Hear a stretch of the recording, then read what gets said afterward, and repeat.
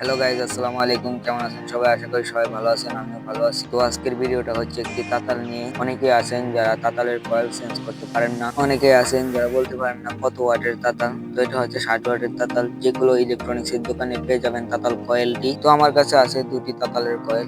তো এখান থেকে আমি একটি লাগিয়ে নেব, কিভাবে লাগাবো দেখতে থাকুন শেষ পর্যন্ত।